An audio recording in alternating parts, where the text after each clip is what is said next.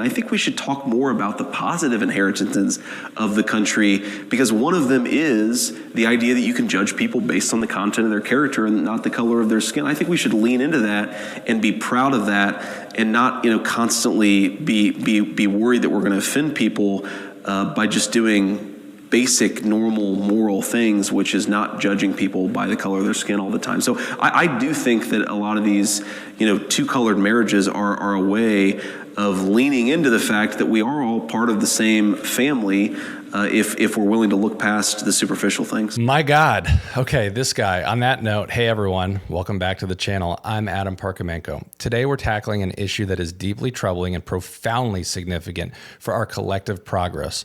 Before we dive into this critical discussion, make sure to hit the subscribe button and join our community of activists and allies. Let's get started. Recently, Vance made some truly alarming comments during a 2021 panel discussion at the Woodson Center. He referred to interracial marriages as two-colored marriages. Now, let's be crystal clear. Colored is not just an outdated term. It's a deeply offensive relic from the Jim Crow era, a time that legalized segregation and discrimination that we should have left behind a long time ago. The discussion was about the role of mixed race communities in fostering harmony. Robert Woodson asked if interracial marriages could promote greater unity.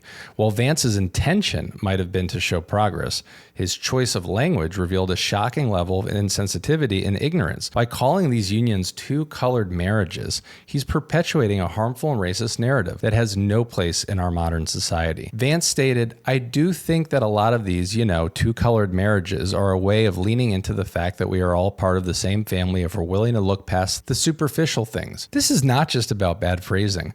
Referring to people as colored is a direct throwback to segregationist attitudes. It reduces our rich diversity to mere superficial things, stripping away the depth and dignity of who we are. And this isn't happening in a vacuum. Recently, Donald Trump, who shares a political ticket with Vance, made disgraceful racist attacks on Kamala Harris. It's part of a troubling pattern of undermining progress and perpetuating divisive rhetoric. This kind of bigotry is not only unacceptable, but represents a dangerous regression into the dark past of our country. To add insult to injury, Trump's ally, Charlie Kirk, has publicly denounced the Civil Rights Act of 1964, suggesting it was a mistake. This kind of rhetoric is not just offensive, it's a blatant attempt to erase strides that we've made towards racial justice and equality. It's an affront to every person who fought for civil rights. Vance's language and these broader attacks reflect a deep-seated problem with the current political climate. As someone who could potentially ascend to the role of vice president and even president, Vance's use of racist terminology and his apparent disregard for racial sensitivity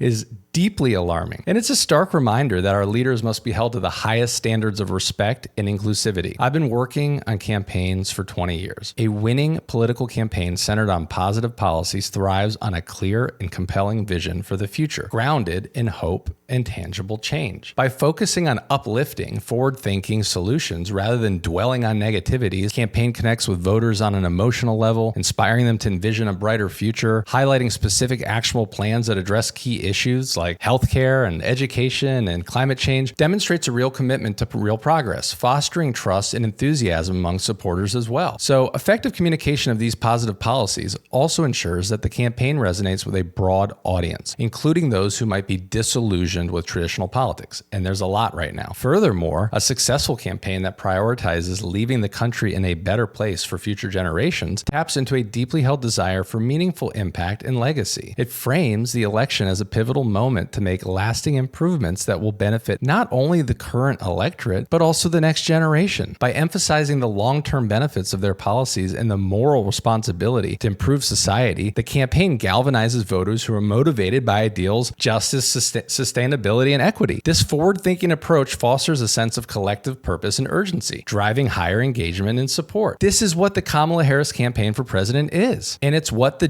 Vance and Donald Trump campaign and Project 2025 are not. That is just one of their many problems. And no matter how hard you try to change that person or entity, they are who they are. Thank you for joining us today. I'm Adam Parkamenko. If you found this video important, give it a thumbs up. What do you think about Vance's comments and the broader implications of this kind of rhetoric? I want to hear from you. Drop your thoughts in the comments below. Let's keep this conversation alive and work together to hold our leaders accountable for their words and actions. Make sure you subscribe to our page to stay updated with our latest content. We're building a powerful movement here, and your support is crucial.